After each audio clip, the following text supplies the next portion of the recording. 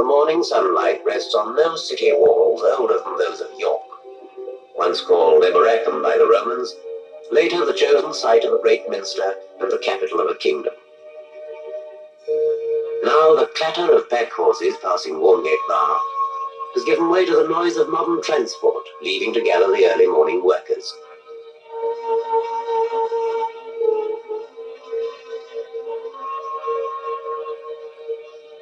Embattled York, they called it once, when Booth and Bar used to watch the wild road north, and these streets were loud with stalls and bargaining tongues. Now, traders and typists, merchants and clerks, rallied at the shops and offices where today's business is gathered. The older streets have lost their traffic that grew too big for cobbled alleyways and burst out of them, went to the walls and broke great breaches through, so that York could reach out into a new age to take the railways into its lap.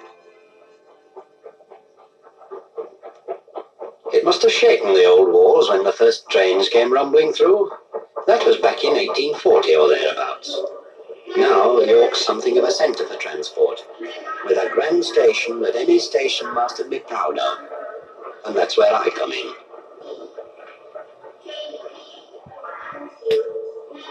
Each morning, I'm met by what some folks would say is the same task.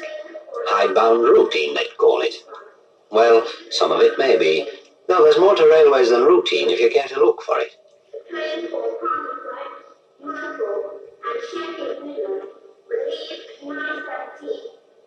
Most of this stuff comes from region, that is, area headquarters. There's often a batch of extra trains for the weekend. Some don't need more than a glance. Now, I can leave that lot to my secretary. But there's some that need a bit more organising. There may be a cup tie somewhere. That'll mean more trains for the crowds and staff brought on to look after them. And then the next lesson is dictation. My dispatch case doesn't hold all the messages coming into the station. As well as a phone exchange in headquarters, there's a teleprompter place, up to the minute reports on the traffic position and such like. They deal with most messages in the outer office. Perhaps there's a horse box wanted, or a restaurant car needing its gas cylinders and fresh water tanks replenished. This is where all these extras are tied into normal station routine. I never spend more time in the office than I can help, and as soon as I dealt with urgent matters, I'm off on a tour of inspection. I have to be right smart to beat these young train spotters onto the platforms.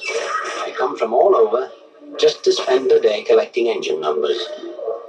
I've always in mind that some of these youngsters might be working for the railways too someday. So it may sound foolish, but I like to see things straight before they get round. Not that some of the little devils always leave them that way. I don't get far without someone chasing me with a message of some sort, and I always reckon to show interest. If I can make the smallest job seem as important as taking a train a couple of 100 miles, then I'm not doing so badly. Oh, there goes the 9:17 Sheffield. Now, there was a last-minute call for an extra coach on there. 8, 10, good, they managed it. Not many folks about yet to warm the platforms up, but from now and for an hour or so, trains will be coming and going one every 3 or 4 minutes. 25 in an hour and a half to be exact. 9:20 from Newcastle is on time. Those coaches will be all ready for the 10:05 Edinburgh. Things seem to be going all right. So I've time for my call into the signal box. We used to have 8 old hand lever boxes to cover the 33 miles of track. Now it's just one panel and a bank of switches. One glance and the signalman can tell exactly where trains are in his section. And he can set a path by turning a switch that sets every signal and moves every pair of points along a line of track. There's the North Briton coming in now. As the train's wheels come into each section, they make those big bulbs light up to show exactly where she is.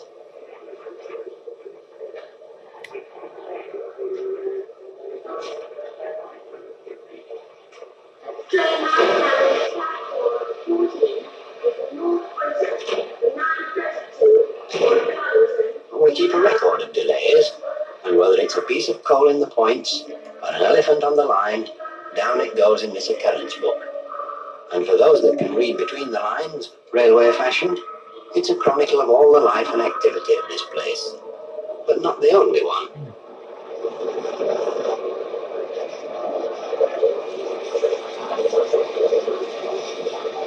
Train now arriving at platform 14 is the 9:50 for Grantham and King's Cross.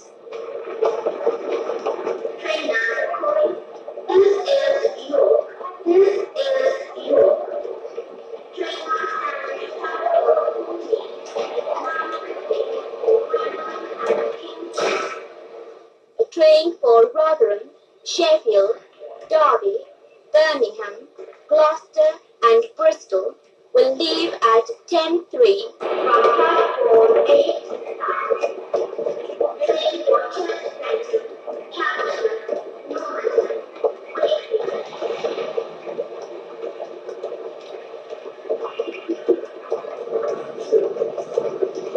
Train for Coppinger, Nottingham, Derby, Cumberland and South will leave at 10:10 from platform 6.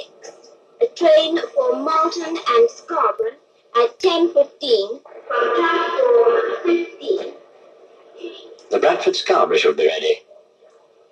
Oh yes, they're setting the path now.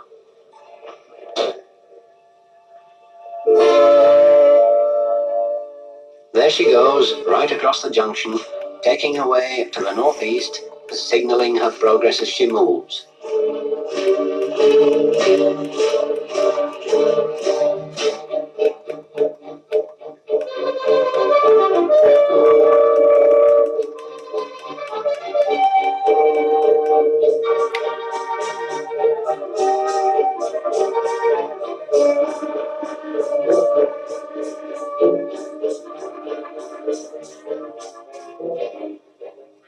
Morning rush is just beginning to tail off now, but the day's work isn't just moving trains in and out of the station.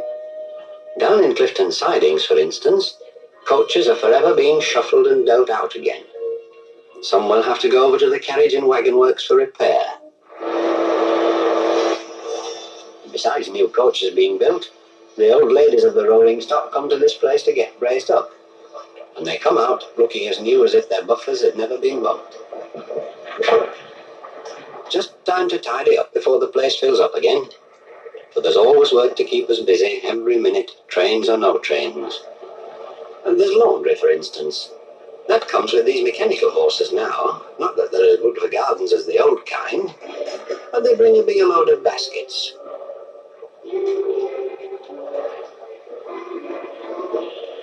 We're one of Transport's central laundries in York.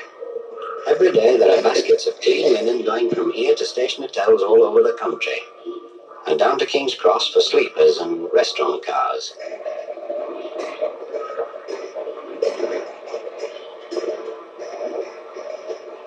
There's oil lamps too.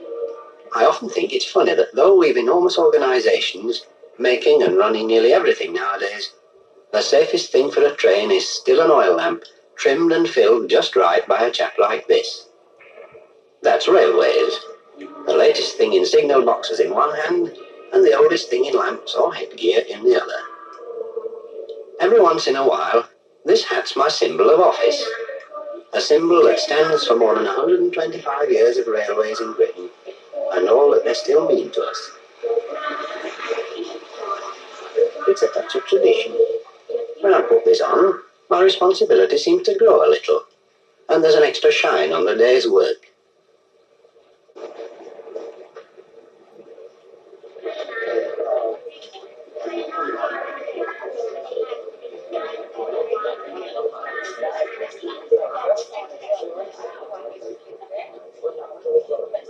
Every time a train comes in, it means a complicated operation. To get it away on time, each man must know his job and get on with it without being told.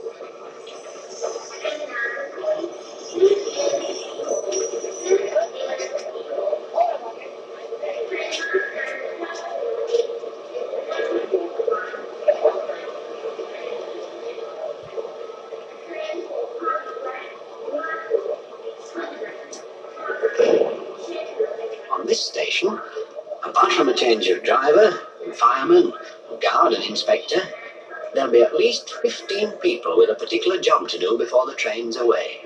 There's the lad who's checking the wheels for faults and pausing on the upstroke to put the back of his hand to axle boxes to see that they're not running hot. There are the porters getting parcels over to a train on the far side of the station, while the fireman's filling up with water. There's the platform inspector, the men in the signal box, the announcer, the platform foreman and porters who've been loading parcels, and that's to name just a few.